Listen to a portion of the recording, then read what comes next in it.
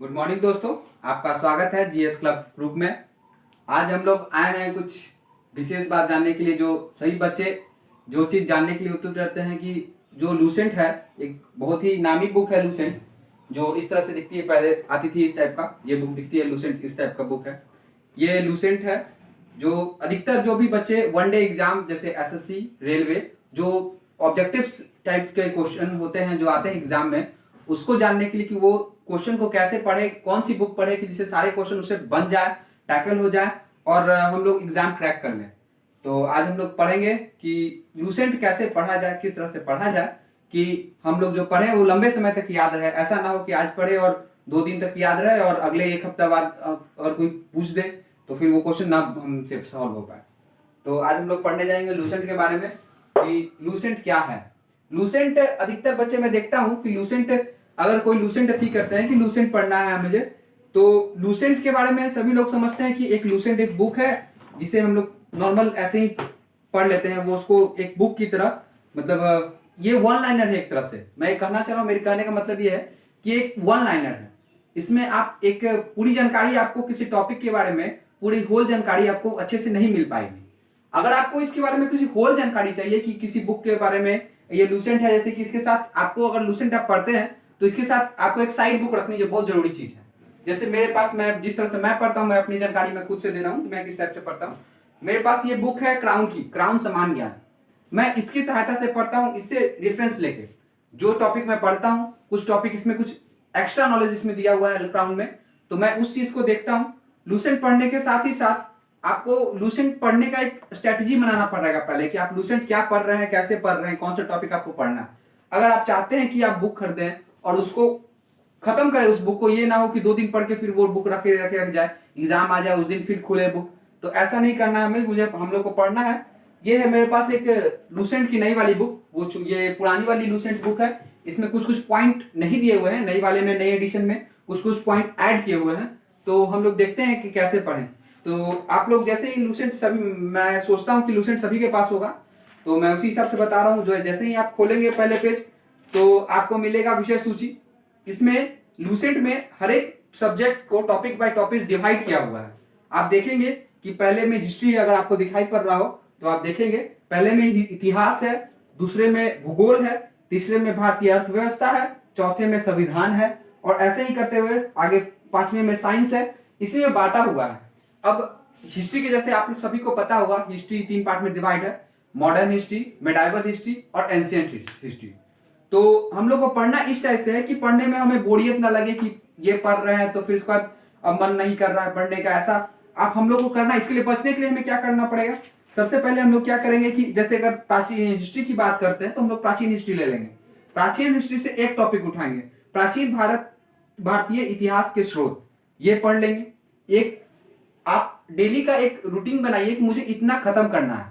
जैसे कि मैंने इसमें रूटीन बना लिया था कि पहले में ये पढ़ना है मुझे, एक दिन में मुझे तीनों का, हिस्ट्री का, आधुनिक, मध्यकालीन और प्राचीन, ये तीनों हिस्ट्री का मुझे एक एक पॉइंट पढ़ लेना है जो लूसेंट में दिया हुआ है, उसको अच्छे से पढ़ लेना है। ये नहीं सिर्फ लूसेंट से उसको पढ़ना है, मुझे उसके बारे में जहां से जानकारी मिले मुझे उसके बारे में जान लेना है।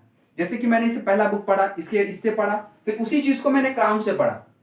अब और उसके बाद मैंने इस चीज को नेट पे सर्च किया। और इसके साथ ही साथ मैं एक चीज और आपको बताना चाहूंगा, इसके साथ इंपॉर्टेंट क्या है, इसके साथ साथ आपको एक से साथ एक पेन रखना चाहिए। पेन रखने से क्या होगा, आप पेंसिल मत रखिए, पेन रखिए। पेन मैं इसलिए बोल, अधिकतर लोग पेंसिल बोलते हैं बट मैं पेन बोल रहा हूँ, इसमें उसके पीछे एक कारण है।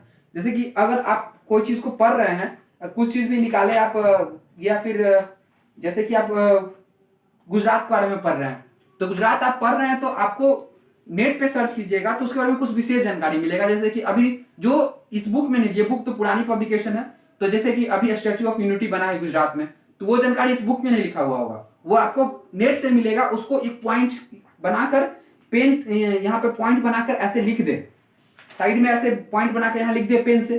पेंसिल से मैं इसलिए नहीं बोलूंगा क्योंकि पेंसिल होता है एक लिमिटेड समय के लिए। अगर आप पेंसिल से इस पे लिख रहे हैं तो क्या हो जाता है, कुछ दिन बुक बंद रहते हैं, बहुत साल हो जाते हैं, 1-2 साल हो जाते हैं, तो बुक क्या हो जाते हैं, वहां पे पेंसिल धुंधला हो जाता है, वो हमको दिखाई नहीं पड़ता है। बुक की चिंता ना करें कि ये बुक है गंदी हो जाएगी, जो हम लोग बचपन में सोचते थे, पढ़ते थे, सिखाया जाता था कि बुक को गंदा ना करे, फाड़े ना, वो ना करे, बट उस चीज का चिंता नहीं करना है। हम लोग को एग्जाम निकालना है, ये 150 की बुक की चिंता ना करें, बुक नहीं आ जाएगी। आप लोगों को पॉइंट बनाना है, पॉइंट पढ़ना है, तो वहां पे लिखिए, बुक को गंदा कीजिए, तब आपको पता चलेगा कि मैं अगर आप दोबारा इसको रिवीजन करेंगे तो आपको पता चलेगा कि मैं यह पढ़ रहा था तो इसके साथ ये पॉइंट मुझे ऐड करना है। ये एक पहला चीज हो गया नोट में। और एक चीज और मैं कहूंगा आप लोग की, इसके साथ आप लोग हाईलाइटर रखिए। हाईलाइटर सबसे इंपॉर्टेंट चीज मुझे लगता है, क्योंकि अगर मैं कोई पॉइंट पढ़ रहा हूं, मुझे पता है कि मैं 2-3 बुक से पढ़ रहा हूं, तो मुझे पता चलता है कि क्या मुझे क्या बुक में क्या इंपॉर्टेंट है क्या नहीं है। जैसे मैं कोई पॉइंट पढ़ रहा हूं, यहाँ पे मैंने ये पॉइंट निकाल लिया, मैं देख लीजिए, मैं बुक खोलता हूँ, जैसे मैंने ये पढ़ा हुआ हो, ये मैंने पॉइंट पढ़ा, यहाँ पे मुझे ये इंपॉर्टेंट लगा, ये इंपॉर्टेंट लगा, मैंने इसे अंडरलाइन कर दिया, हाईलाइट कर दिया। इससे ये फायदा हो गया कि अगर मैं कभी भी दोबारा ये बुक खोलता हूं तो मुझे ये पूरा पेज नहीं पढ़ना पड़ेगा, मुझे ये जो अंडरलाइन किया हुआ है मुझे ये पढ़ना पड़ेगा, ये पढ़ना पड़ेगा, ये पढ़ना पड़ेगा। ये पढ़ के मुझे समझ में आ जाएगा कि इस पेज में मुझे इंपॉर्टेंट क्या पढ़ना, और वो भी इंपॉर्टेंट है जो भी है, जो आगे भी लिखा हुआ ये सब भी इंपॉर्टेंट है, बट उतने इंपॉर्टेंट नहीं है एग्जाम की व्यू से। एग्जाम में हम लोग को ऐसे पढ़ना है कि एग्जाम में जो क्वेश्चन आए वो क्रैक हो जाए। लूसेंट रटना नहीं है कि वर्ड बाय वर्ड में रट जाऊं। एग्जामिनर मुझसे ये नहीं पूछने वाला है आके कि लूसेंट की इस पेज में ये चीज कहां लिखा हुआ है। एग्जामिनर सिर्फ हमसे क्वेश्चन पूछने वाला है कि अगर ये क्वेश्चन आता है कि राष्ट्रपति किस अनुच्छेद में है, तो हमें राष्ट्रपति किस अनुच्छेद में है सिर्फ ये बताना है उसे। ये नहीं बताना है कि लूसेंट की इस पेज में यहाँ पे ये वर्ड, यहाँ पे जो अनुच्छेद है सिंपल वो बताना है। लूसेंट इस टाइप से पढ़ना चाहिए कि समझ में आए, ये नहीं है कि ऐसी रीडिंग मारते जा रहे हैं। और इन सब हो जाने के साथ साथ मैंने लास्ट जो बोला था, क्वेश्चन बनाना ऑब्जेक्टिव, इसके लिए मैं कहूंगा ये सिर्फ एसएससी रेलवे के लिए मैं नहीं बोल रहा हूं कि एसएससी रेलवे ही ऐसे कर सकते हैं।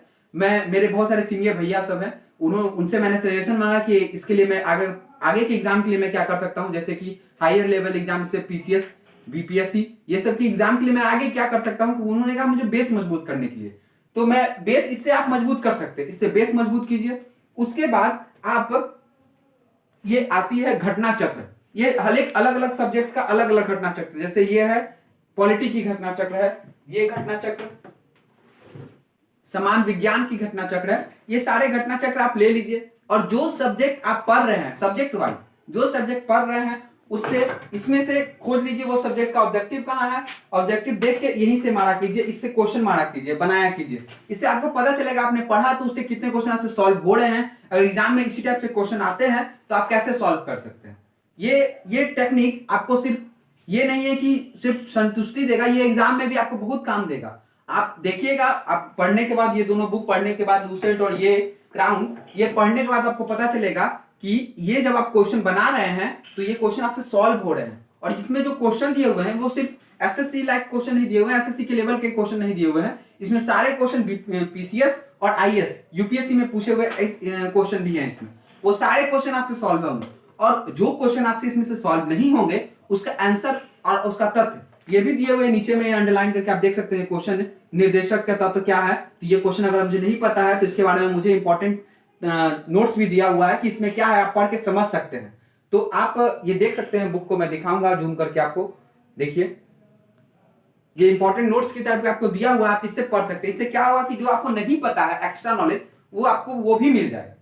तो आज के लिए मैं यही बोलना चाहूंगा कि ये सारे बुक्स आप पढ़ सकते हैं वन डे एग्जाम और जो पीसीएस एग्जाम होते हैं उसके प्रीलिम्स निकालने के लिए। मेंस के लिए मैं ये नहीं कहूंगा कि इससे निकल जाएंगे, मेंस के लिए आपको और डीप पढ़ना पड़ेगा, कुछ और बुक्स है उसके लिए पढ़ना पड़ेगा, बट प्री के लिए ये सारे बुक से आप प्री निकाल सकते हैं, मैं ये कर सकता हूँ।